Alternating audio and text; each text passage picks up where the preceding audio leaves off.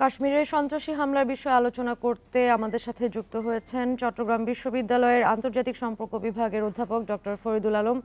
Doctor Faridul Alam, আপনাকে স্বাগত। প্রথমেই জানতে চাইব যে এই হামলার ঘটনার পর বিভিন্ন গণমাধ্যমে খবর এসেছে যে ভারত পাকিস্তান এবার আবার সংঘাতে জড়াতে পারে বা ভারত পাকিস্তানে সার্জিক্যাল স্ট্রাইক চালাতে পারে, যেমনটি আমরা উরির ঘটনার সময় দেখেছিলাম। এই বিষয়ে আপনি কি বলবেন?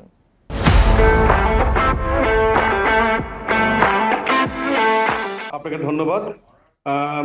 কাশ্মীরের সন্ত্রাসী হামলার পরপর ভারতের তরফ থেকে আমরা দেখলাম গতকালকে তাদের নিরাপত্তা কমিটির যেটি আছে প্রধানমন্ত্রী সভাপতি, সেটি বৈঠক করা হয়েছে এবং সেই বৈঠকের পরে ভারতের পক্ষ থেকে বেশ কিছু অ্যাটেম্প্ট নেওয়া হয়েছে, যার ফলশ্রুতিতে আজকে কিন্তু পাকিস্তানীয় সিকিউরিটি কাউন্সিলের একটি বৈঠক হওয়ার কথা রয়েছে এবং যে বৈঠকের আগেই একটা ধারণা করা হয়েছে পাকিস্তানের তরফ থেকে তারা আপনার ক্ষেপণাস্ত্র পরীক্ষা করবে, অর্থাৎ সার্ফেস টু সার্ফেস যে ক্ষেপণাস্ত্র সেটি পরীক্ষা করবে আগামী কয়েকদিনের মধ্যেই, সেরকম একটি ঘোষণা দেওয়া হয়েছে।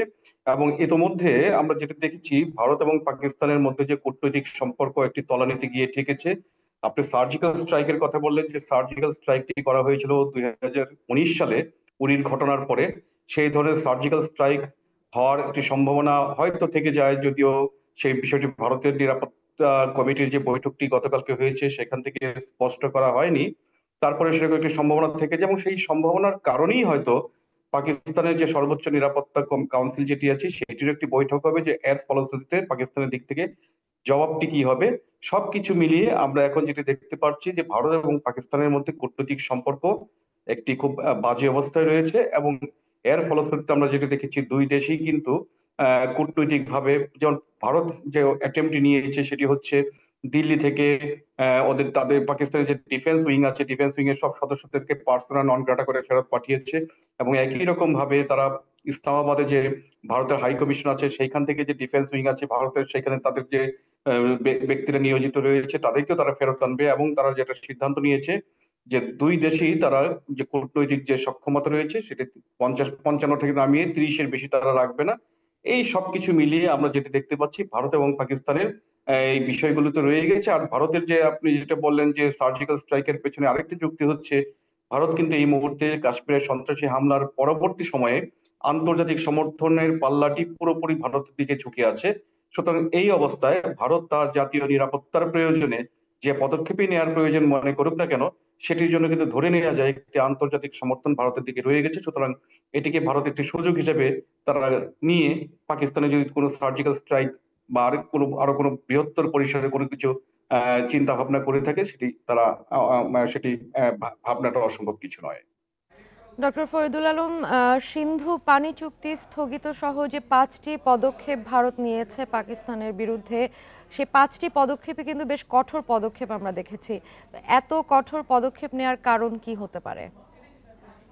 না, আপনি যেটি বলে সিন্ধু পানি চুক্তির যে বিষয়টি, সেটি 1960 সালে যেটি করা হয়েছিল, তখনকার সময় জওহরলাল নেহেরু এবং আইয়ুব খানের মধ্যে এই জিনিসটা করা ছিল। আমি 5টির মধ্যে এটি একটি বিষয়। আরেকটি যেটি রয়েছে সেটি হচ্ছে যে স্থল সীমান্ত, যেটি একটি বড় স্থল সীমান্ত, সেখানেও আম, সেটি বন্ধ করে দেওয়া হয়েছে। আমি যেটি বললাম যে কূটনৈতিক সক্ষমতা যেটি, সেটি কমানোর বিষয় রয়েছে। এই সমস্ত কিছুর মূলে যেটি রয়েছে ভারতের দিক থেকে পাকিস্তানকে একটি বার্তা দেয়া যে ভারতের মাটিতে যে সন্ত্রাসী হামলাটি সংঘটিত হয়েছে, যদিও পাকিস্তানের পক্ষ থেকে বলা হয়েছে যে এই হামলার সরকারিভাবে কোনো পৃষ্ঠপোষকতা নেই এবং ভারত যাদেরকে সন্দেহ করছে লস্করি তৈয়বার পক্ষ থেকেও কিন্তু যেটি হচ্ছে সাইফুল্লাহ খালিদ, তিনি কিন্তু বলেছেন যে এইটির সাথে লস্করি তৈয়বা যুক্ত নয়। কিন্তু আমরা দীর্ঘদিন ধরে যেটি জানি বিভিন্ন ভাবে, সেটি হচ্ছে যে লস্করি তৈয়বা কিন্তু পাকিস্তানের আইএসআই সমর্থিত একটি গোষ্ঠী। কিন্তু এটি বলা হচ্ছে যে লস্করি তৈয়বার সাথে নেই, কিন্তু বর্তমানে টিআরএফ, দা রেজিস্ট্যান্স ফোর্স, যেটি নামে দা রেজিস্ট্যান্স ফোর্স, তারা এটা দায় স্বীকার করেছে। কিন্তু তাদেরকে বলা হচ্ছে লস্করি তৈয়বার একটি ছায়া সংগঠন, যারা পাকিস্তানের আইএসআই দ্বারা সমর্থন পুষ্ট। সুতরাং সবকিছু মিলে আমরা যেটি দেখতে পারি প্রকারান্তরে আইএসআই মানে হচ্ছে পাকিস্তান সরকার।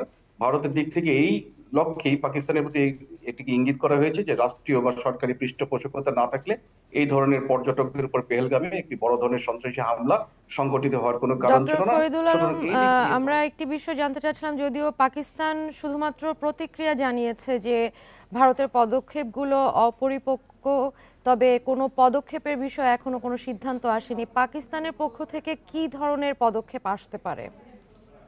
না, এটি একটি ভালো কথা বলেছে যে পাকিস্তানের দিক থেকে বলা হয়েছে অপরিপক্ক সিদ্ধান্ত আসেনি, কিন্তু আমরা ইতিমধ্যে যেটি জেনেছি পাকিস্তান অফিসিয়ালি এখনো বলেনি, কিন্তু যেটি ভারতের একটি সংবাদ মাধ্যম দাবি করেছে যে তারা একটি নোটিশ জারি করেছে সার্ফেস টু সার্ফেস যে ক্ষেপণাস্ত্র পরীক্ষা সেটি তারা করবে, সেটি করে তারা ভারতকে এক ধরনের ডেমনস্ট্রেশন করা যে তারা ভারতেও হয়তো এই ধরনের কোনো হামলা পরিচালনার এক ধরনের হুমকি প্রদর্শন করার মতো একটি বিষয় থাকতে পারে।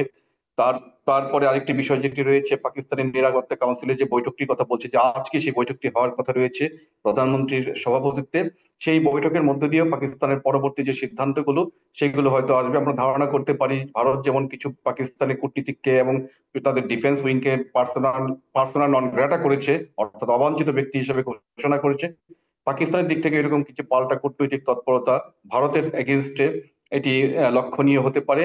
তারপরে যে বিষয়টি রয়েছে যে সিন্ধু পানি চুক্তি সহ বেশ কিছু যে পাকিস্তান এবং ভারতের মধ্যে আমরা যেটি দেখেছি যে পর্যটন ভিসায় যারা যাতায়াত করছিল, যেহেতু ভারত পাকিস্তানের নাগরিকরা যারা ভারতে অবস্থান করছে তাদেরকে আগামী 48 ঘন্টার মধ্যে ফেরত যেতে বলেছে, পাকিস্তান হয়তো পাল্টা এই ধরনের কিছু ব্যবস্থা নিতে পারে। আমরা এই ধরনের ঘটনা অতীতেও দেখেছি যে ভারত যে ধরনের ব্যবস্থা নেয় পাকিস্তান পাল্টা সেই ধরনের কিছু ব্যবস্থা নেয়, কিংবা পাকিস্তান যে ধরনের ব্যবস্থা গ্রহণ করে ভারত পাল্টা এই ধরনের কিছু ব্যবস্থা গ্রহণ করে। সুতরাং এই ধরনের পাল্টাপাল্টি কিছু ব্যবস্থা ভারতের সিদ্ধান্তের পরিপ্রেক্ষিতে পাকিস্তানের পক্ষ থেকেও নেয়ার একটি সিদ্ধান্ত হয়তো নিরাপত্তা কাউন্সিলের বৈঠকের পরবর্তী সময়ে আমরা হয়তো জানতে পারবো। ডক্টর ফরিদুল আলম, আপনাকে ধন্যবাদ আমাদের সাথে যুক্ত হওয়ার জন্য।